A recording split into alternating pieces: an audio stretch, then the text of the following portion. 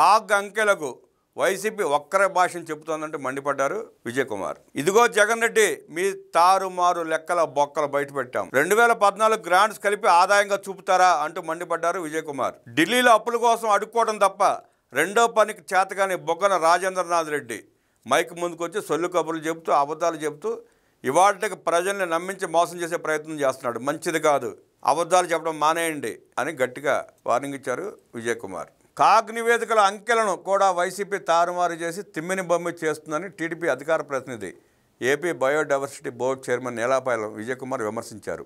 సాక్షి టీవీలో మాజీ ఆర్థిక మంత్రి బుగ్గన రాజేంద్రనాథ్ రెడ్డి ప్రెస్ మీట్ పెట్టి ఈ ఆర్థిక సంవత్సరం గణాంకాలను 2 ఏళ్ల క్రితం అంకెలతో పోల్చి రాష్ట్ర సొంత ఆదాయాన్ని కేంద్రం నుంచి వచ్చిన రెవెన్యూ డెఫిసిట్ను కలిపి చూపిస్తూ తెలుగుదేశం ప్రభుత్వం విఫలమంటూ మభ్యపెట్టే ప్రయత్నం చేశారని మండిపడ్డారు. గత ప్రభుత్వంలో ఆదాయం మాకు 58,000 కోట్ల రూపాయలు వచ్చాయి, మీకు 49,000 కోట్ల రూపాయలు అంటే మామూలు జనాలకు కూడా అర్థం కావాలి కదా.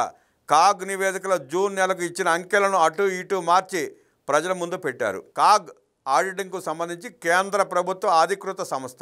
ప్రతి రాష్ట్రం కేంద్రానికి సంబంధించి ప్రతి నెల ఆ రాష్ట్ర ఆర్థిక పరిస్థితిని వివరిస్తూ స్పష్టమైన ఆర్థిక అంకెలను నివేదిక రూపంలో ఇస్తుంది. ఆడిటింగ్కు సంబంధించి అదే ఫైనల్.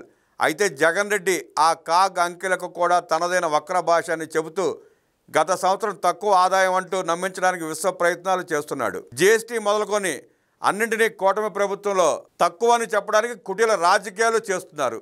ప్రజలు అదే నిజమని అనుకునే ప్రమాదం ఉందని అందుకే వాస్తవాలు వివరిస్తున్నట్లు తెలిపారు. రాష్ట్ర సొంత ఆదాయం 3 రకాలుగా ఉంది. రాష్ట్ర సొంత ఆదాయం కేంద్రం ఇచ్చే గ్రాంట్స్, రాష్ట్ర పన్నుల్లో కేంద్రం వాటాగా ఇచ్చేది. బుగ్గన కేంద్రం ఇచ్చే గ్రాంట్ను కూడా కలిపేసి మాట్లాడేస్తున్నాడు. రాష్ట్ర ఆదాయం నెలకోసారి లెక్కిస్తారు. 2023 జూలైలో వారికి 58,000 కోట్ల రూపాయల ఆదాయం వచ్చిందని బుగ్గన తప్పుడు లెక్కలు చెబుతున్నాడు. 2 ఏళ్ల తర్వాత కూడా కూటమి ప్రభుత్వానికి 2025 జూలైలో 49,000 కోట్లే వచ్చిందని విమర్శలు చేస్తున్నాడు. కేంద్రం ఒక్క పథకానికి ఇచ్చే గ్రాంట్స్ ఒక నెలలో రావాలని రూల్ లేదు, ఏ నెలలో అయినా రావచ్చు. 2023లో జూన్ జూలైలో 15 నుంచి 20,000 కోట్ల రూపాయలు కేంద్రం నుంచి గ్రాంట్స్ రూపంలో వచ్చాయి. 2014 రెవెన్యూ లోటు 2019 దాకా రాలేదు, అది కేంద్రం 2023లో విడుదల చేసింది. ఆ గ్రాంట్స్ను చూపించి మాకు ఎక్కువ ఆదాయం వచ్చిందని బొగ్గన మాట్లాడుతున్నాడు సిగ్గు లేకుండా. ఇన్ని రోజులు బొగ్గన ఆచితూచి మాట్లాడతాడని అనుకున్నా, కానీ తప్పుడు లెక్కలతో ప్రజలను తప్పుదారి పట్టించేలా మభ్య పెట్టేలా ప్రభుత్వంపై విష ప్రచారం చేస్తూ మోసం చేసేలా మాట్లాడుతున్నాడని అర్థమైంది. 2023లో 38,079 కోట్ల రూపాయలు ఉంటే 2025లో ఈ ఏడాది 45,000 కోట్ల రూపాయలకు వచ్చింది. అంటే 7,000 కోట్ల రూపాయల ఆదాయం వచ్చింది. 2014లో రావాల్సిన గ్రాంట్ను 2023లో కలిపేసుకుని వచ్చిన ఆదాయం 35,000 కోట్లు, మొత్తం కలిపి 58,000 కోట్లు వచ్చినట్టు తప్పుడు మాటలు చెబుతున్నారు.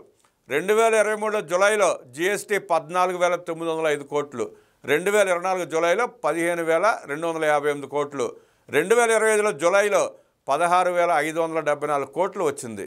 2,000 కోట్ల అదనంగా ఆదాయం వస్తే ఏదేదో చెప్పి కూటమి ప్రభుత్వమే లేనిపోని దుష్ప్రచారం చేస్తున్నాడు. ఇలాంటి పిచ్చి మాటలు మాట్లాడవద్దని బొగ్గనకు హితవు పలికారు విజయ్ కుమార్. ఈనాడు ఎప్పుడు తప్పుడు కథనాలు ప్రచురించదు, సాక్షిలో ప్రచురించేది మాత్రమే తప్పుడు కథనాలు. స్టాంప్స్ రిజిస్ట్రేషన్ శాఖలో 2023 జూలైలో 3,200 కోట్ల రూపాయల ఆదాయం వచ్చింది. 2024లో 2,559 కోట్లు, 2025లో 3,587 కోట్ల రూపాయలు వచ్చింది. ఎకానమీ దూసుకుపోతుందని దీని అర్థం. సేల్స్ ట్యాక్స్ 2023లో 6,300 కోట్లు వస్తే 2025లో 5,875 కోట్ల రూపాయల ఆదాయం వచ్చింది. సేల్స్ ట్యాక్స్ మాత్రమే ప్రభుత్వానికి ఆదాయం తగ్గింది. ఎక్సైజ్ శాఖలో 2023లో 4,900 కోట్లు, 2024లో 5,000 కోట్లు, 2025లో 5,680 కోట్లు ఆదాయం వచ్చింది. 800 కోట్ల అదనంగా ఆదాయం కూటమి ప్రభుత్వానికి వచ్చింది. మద్యం ధరలు తగ్గించినా తాగేవాళ్ళు ఎక్కువ ఏం కాలేదు, అదే సంఖ్యలో తాగుతున్నారు, అయినా మాకు 800 కోట్ల రూపాయల ఆదాయం వచ్చింది.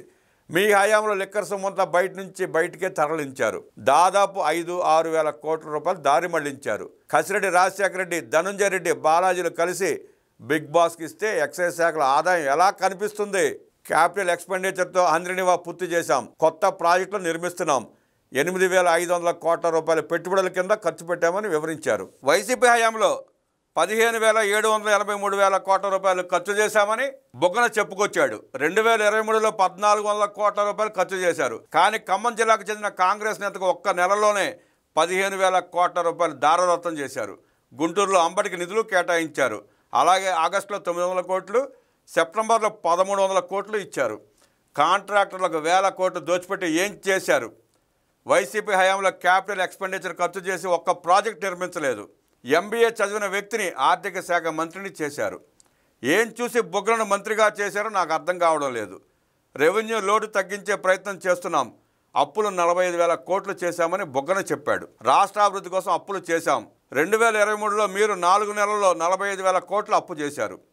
2025లో 4 నెలల్లో 48,000 కోట్లు చేశాం. 3,000 కోట్లు అదనంగా అప్పు చేశాం. 64 లక్షల మందికి పెన్షన్లు ఇస్తున్నాం.